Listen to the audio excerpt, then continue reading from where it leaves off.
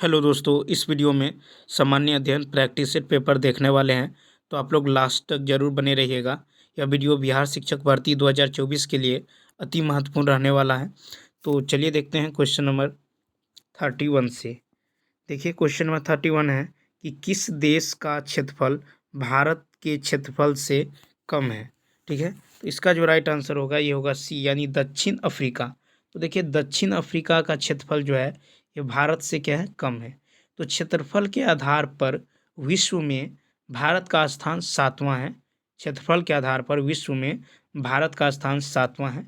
भारत से अधिक क्षेत्रफल वाले छः देश है, जैसे रूस, कनाडा, चीन, संयुक्त राज्य अमेरिका, ब्राज़ील एवं ऑस्ट्रेलिया है। क्षेत्रफल के आधार पर भारत के बाद स्थान जो है अर्थात विश्व का 8वां बड़ा देश अर्जेंटीना है। विश्व का 9वां बड़ा देश कजाकिस्तान है। विश्व का 10वां सबसे बड़ा देश अल्जीरिया है। भारत का कुल क्षेत्रफल 32,87,263 वर्ग किलोमीटर है, जो विश्व के क्षेत्रफल का 2.42% है।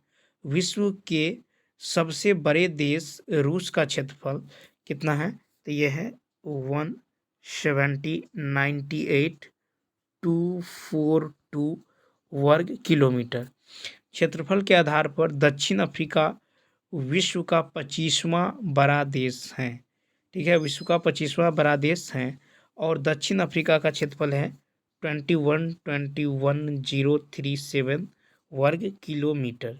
ठीक है, कितना है, तो 21,21,037। ठीक है, अब चलिए देखते हैं क्वेश्चन नंबर 32। तो देखिए क्वेश्चन नंबर 32 है।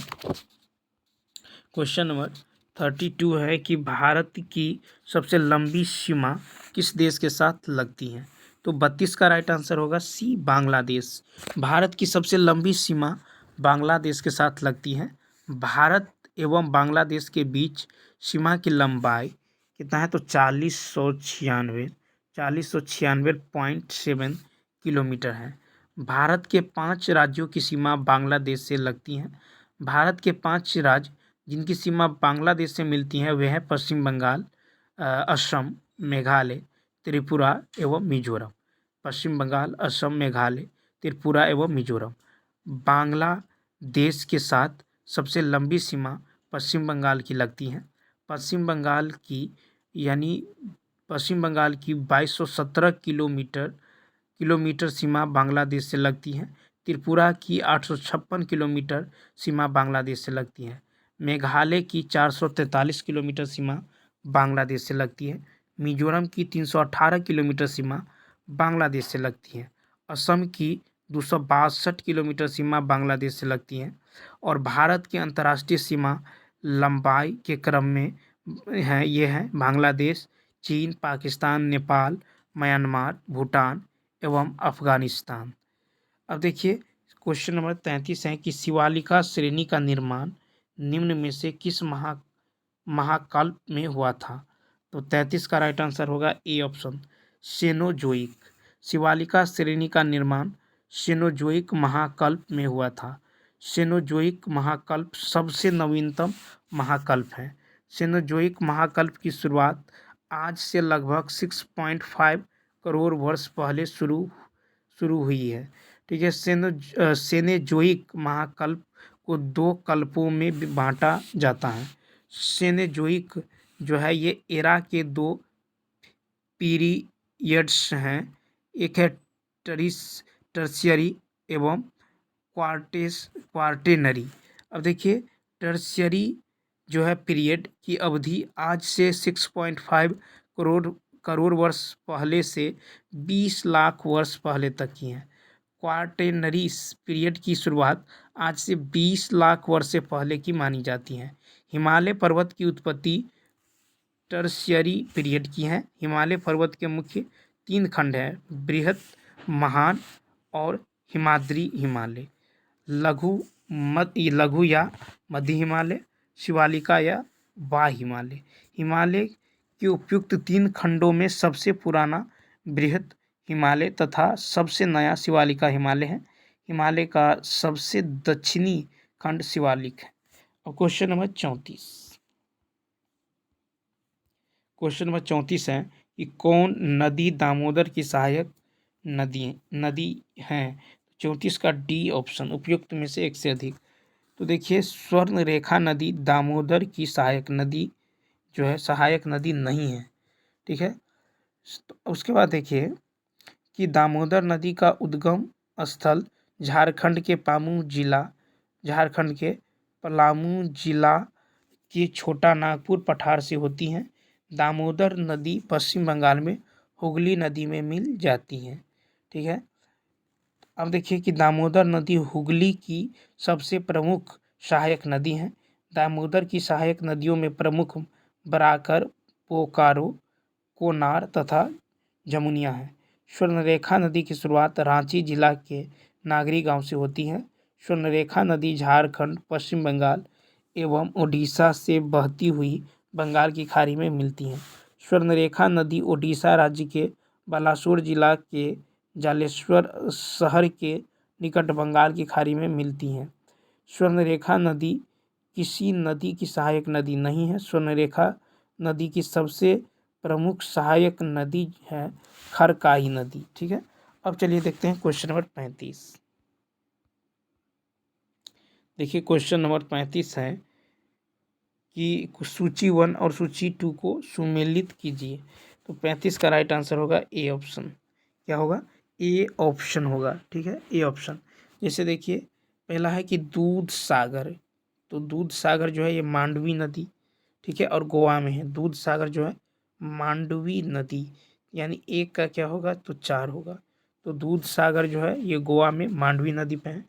उसके बाद है डूडूमा, तो बी का जो होगा ये होगा मचकुंड, मचकुंड, तो यानी बी का जो है 2 ऑप्शन, ठीक है। उसके बाद है गोकाक, क्या है गोकाक, तो गोकाक का होगा घाट प्रभा, गोकाक का क्या होगा घाट प्रभा, ठीक है। उसके बाद है जोग, तो जोग का क्या होगा शरावती, जोग का होगा शरावती, यानी तीसरा, ठीक है।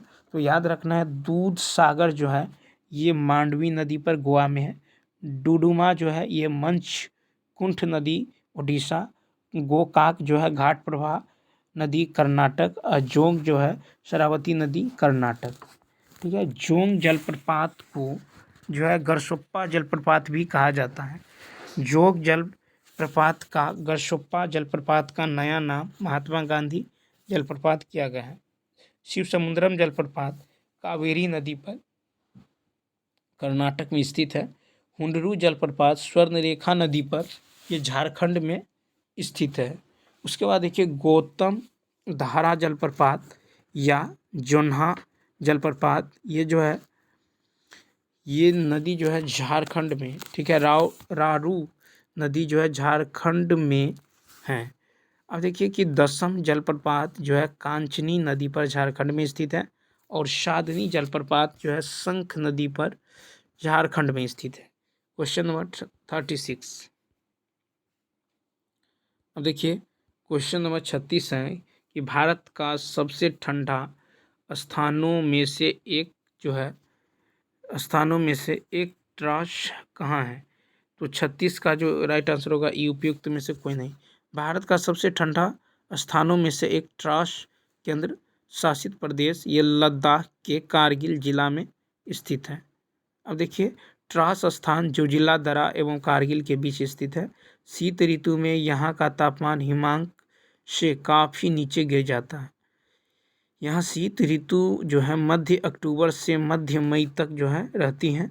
यहाँ ग्रीष्म ऋतु जून से सितंबर तक रहती हैं। यहाँ वर्षा का अभाव रहता है। 37 है कि भारत की मृदाओं में निम्न में से किस मृदा का निर्माण ज्वालामुखी आग्नेय चट्टान के विखंडन से हुआ है। 37 का होगा बी काली मृदा। तो भारत की काली मृदा का निर्माण ज्वालामुखी आग्नेय चट्टान यानी बेसाल्ट के विखंडन से हुआ है।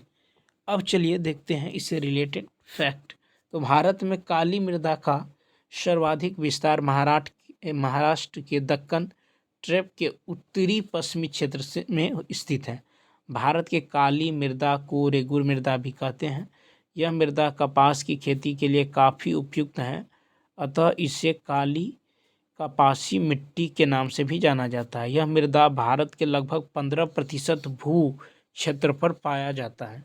क्वेश्चन नंबर 38 है कि निम्नलिखित में कौन हिमालयी वनस्पति नहीं है? तो इसका जो राइट आंसर होगा ए ऑप्शन, यानी महोगनी। महोगनी जो है हिमालय वनस्पति नहीं है। महोगनी उष्णकटिबंधीय सदाबहार वनस्पति है। भारत में उष्णकटिबंधीय सदाबहार वनस्पति की उपस्थिति मुख्य रूप से पश्चिमी घाट क्षेत्र में केरल, कर्नाटक तथा उत्तर प्रदेश, उत्तर पूर्वी पहाड़ियों एवं अंडमान निकोबार द्वीप समूह में है। उष्णकटिबंधीय सदाबहार वनस्पति में मुख्य वनस्पति महोगनी, सिनकोना वुड, आबनूस आदि हैं। उष्णकटिबंधीय वृक्षों की लकड़ी कठोर होती है। चलिए क्वेश्चन नंबर देखते हैं 39। देखिए क्वेश्चन नंबर 39 है कि भारत के पारंपरिक जल संरक्षण संरचना या सिंचाई पद्धति में दिखी निम्न में क्या था? तो 39 का बी, छोटे चकोर या गोल जलाशय जिसे नदी के पानी से भरा जाना जाता था। ठीक है, तो 39 का जो राइट आंसर होगा ये होगा बी। तो देखिए दिल्ली एवं उसके निकट के क्षेत्रों में छोटे चकोर या गोल जलाशय बनाए जाते थे जिसे नदी के पानी से भरा जाता था। ऐसे जलाशय को जो है दिघी कहा जाता था। अब देखिए दिघी का निर्माण जो है जल संरक्षण एवं छोटे स्तर पर सिंचाई के लिए जो है किया जाता था। ठीक है, दिल्ली एवं निकटवर्ती क्षेत्रों में सीढ़ीदार कुएं बनाए जाते थे जिसे बावली कहा जाता था। ठीक है, असम क्षेत्र में बोडो जनजाति द्वारा जो पारंपरिक तालाब बनाए जाते हैं उसे डोंग कहा जाता है। हिमाचल प्रदेश में पत्थरों को काट छांट कर बनाए जाने वाले पारंपरिक टैंक को खन्नी कहा जाता है। जम्मू कश्मीर में पर्वतीय क्षेत्र में जल के नाला को कुल कहा जाता है। क्वेश्चन नंबर 40 है कि भारतीय राष्ट्रीय कांग्रेस के दूसरे अधिवेशन की अध्यक्षता किसने की थी? तो 40 का ए, दादा भाई नौरोजी। तो भारतीय राष्ट्रीय कांग्रेस के दूसरे अधिवेशन की अध्यक्षता क्या है? दादा भाई नौरोजी ने। कांग्रेस के प्रथम अधिवेशन 1885 ईस्वी में बॉम्बे की अध्यक्षता जो है व्योमेश चंद्र बनर्जी द्वारा की गई थी। कांग्रेस की द्वितीय अधिवेशन 1986 ईस्वी में कलकत्ता की जो है अध्यक्षता दादा भाई नौरोजी द्वारा की गई थी। ठीक है, उसके बाद देखिए दादा भाई नौरोजी द्वारा 3 बार कांग्रेस अधिवेशनों की अध्यक्षता यानी 1886, 1893, 1906 ईस्वी में जो है क्रमशः कलकत्ता, लाहौर एवं कोलकाता में की गई है। उसके बाद देखिए सुरेंद्र नाथ बनर्जी द्वारा भारतीय राष्ट्रीय कांग्रेस अधिवेशन की अध्यक्षता 2 बार, एक 1895 पुणे एवं 1902 अहमदाबाद में की गई थी। फिरोज शाह मेहता कांग्रेस के कलकत्ता अधिवेशन वर्ष 1890 के अध्यक्ष थे। अब चलिए देखते हैं क्वेश्चन नंबर 41।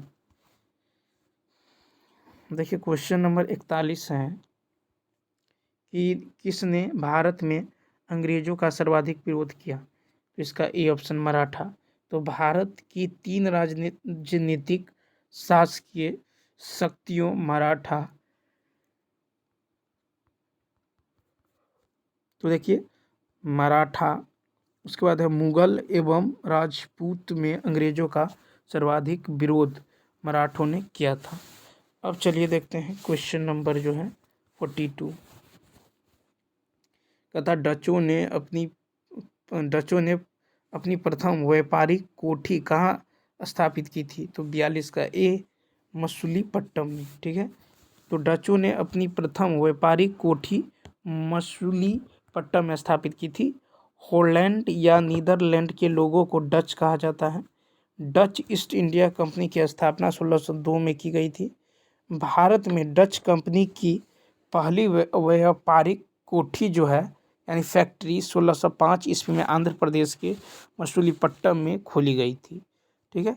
1759 का जो बेदरा का युद्ध है ये बंगाल क्षेत्र में अंग्रेज एवं डच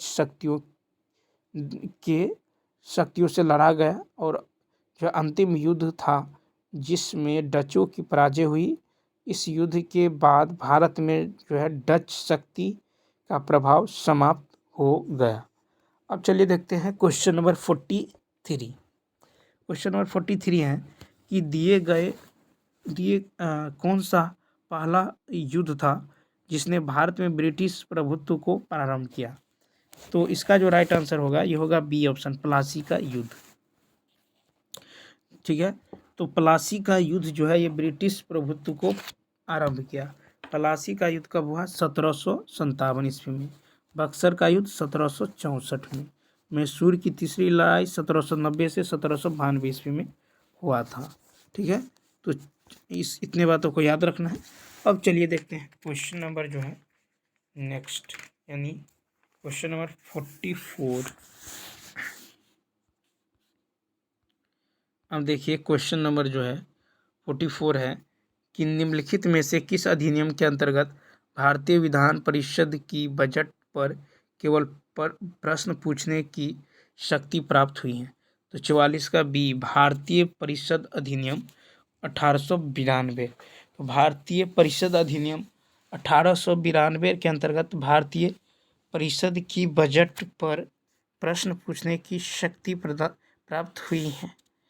अब देखिए क्वेश्चन नंबर 45, कौन अगस्त 1946 में गठित प्रथम अंतरिम राष्ट्रीय सरकार के सदस्य नहीं थे। 45 का सी, यानी डॉक्टर एस राधा कृष्णन अगस्त 1946 में गठित प्रथम अंतरिम जो है राष्ट्रीय सरकार के सदस्य नहीं थे। कैबिनेट मिशन योजना 1946 के तहत वायसराय वेवेल ने अंतरिम बजट गठन के लिए भारतीय नेताओं को प्रस्तावना भेजा। ठीक है। अब चलिए देखते हैं क्वेश्चन नंबर जो है 46। क्वेश्चन नंबर 46 है कि भारतीय संविधान के सभा के तहत स्थापित समितियों में प्रक्रिया नियमन समिति के अध्यक्ष जो है कौन थे। तो 46 का सी, डॉक्टर राजेंद्र प्रसाद। ठीक है, डॉक्टर राजेंद्र प्रसाद संविधान सभा की जो है बड़ी समितियों में प्रक्रिया जो है नियमन समिति द्वारा तथा संचालन समिति के अध्यक्ष थे। संविधान सभा के अध्यक्ष डॉक्टर राजेंद्र। ठीक है, तो देखिए संविधान सभा के जो अध्यक्ष थे ये डॉक्टर राजेंद्र प्रसाद जी थे। उसके बाद 9 दिसंबर 1946 को संविधान सभा की प्रथम बैठक हुई थी। 11 दिसंबर 1946 को अब देखिए 11 दिसंबर 1946 को डॉक्टर राजेंद्र प्रसाद भारतीय संविधान सभा के अस्थायी अध्यक्ष निर्वाचित किए गए थे। 47 है कि बिहार उड़ीसा प्रांत के पहले गवर्नर कौन बने थे। सी ऑप्शन, यानी सत्येंद्र प्रसन्न सिन्हा। ठीक है, बिहार उड़ीसा प्रांत के पहले गवर्नर सफ़ेद जो है, तो इसका जो है 47 का सी ऑप्शन, यानी 47 का क्या होगा, सी ऑप्शन, सत्येंद्र प्रसन्न सिन्हा, 47 का सी। ठीक है, अब चलिए देखते हैं क्वेश्चन नंबर 48। देखिए क्वेश्चन नंबर 48 है कि राज्यपाल प्रत्येक वित्तीय वर्ष के संबंध में राज्य के विधानमंडल के सदन या सदनों के समक्ष वार्षिक वित्तीय विवरण प्रस्तुत करवाएगा। इस बात का उल्लेख भारतीय संविधान के किस अनुच्छेद में है। तो 48 का होगा सी ऑप्शन, क्या होगा, सी ऑप्शन, अनुच्छेद 202 में। ठीक है, उसके बाद 49 है, नागालैंड राज्य के संबंध में किससे उपबंध का उल्लेख किया है। तो देखिए इसका जो राइट आंसर होने वाला है, यानी क्वेश्चन नंबर 49 का बी ऑप्शन, नागालैंड राज्य के संबंध में विशेष उपबंध का उल्लेख भारतीय संविधान के अनुच्छेद 371 ए में रहने वाला है। ठीक है, उसके बाद देखिए कि नागालैंड राज्य के संबंध में विशेष उपबंध का उल्लेख अनुच्छेद 71 ए में है। कुछ राज्यों से संबंधित विशेष उपबंध जैसे अनुच्छेद 371 ये जो है महाराष्ट्र और गुजरात से संबंधित विशेष उपलब्ध है। ठीक है, विशेष उपलब्ध हैं। अब देखिए क्वेश्चन नंबर जो है 50, क्वेश्चन नंबर 50 है 1 अप्रैल 2002 से 31 मार्च 2007 तक जो है का काल किस पंचवर्षीय योजना का रहा है। 50 का भी 10वीं पंचवर्षीय योजना 1 अप्रैल 2002 से 31 मार्च 2007 तक का कार्य। ठीक है, 2007 तक का जो कार्य है ये 10वीं पंचवर्षीय योजना का काल है। ठीक है, उसके बाद देखिए क्वेश्चन नंबर 51, क्वेश्चन नंबर क्या है 51 है कि किरण जो है 51 है कि किरण जो है 90 मीटर लंबे पूल में तैरती हैं एक छोर से दूसरे छोर तक और फिर वहां से वापस उसी सीधे पथ पर तैरकर 1 मिनट में इतना मीटर की दूरी तय करता है। किरण की औसत चाल ज्ञात करें। ठीक है, तो किरण की औसत चाल बराबर होता है तय की गई कुल दूरी बटा दूरी तय करने वाला का कुल समय। तो देखिए 180 मीटर, तो टोटल दूरी है 180 और कुल समय है कितना 1 मिनट यानी 60 सेकेंड। 36 कटा यानी 3 मीटर पर सेकेंड। इसका क्या होगा, राइट आंसर होगा। क्या होगा, तो राइट आंसर होगा। तो चलिए दोस्तों इस वीडियो में इतना ही। यदि तो लाइक शेयर और सब्सक्राइब करना ना भूले। चलिए मिलते हैं नेक्स्ट वीडियो में। इस वीडियो में इतना ही। Thanks for watching.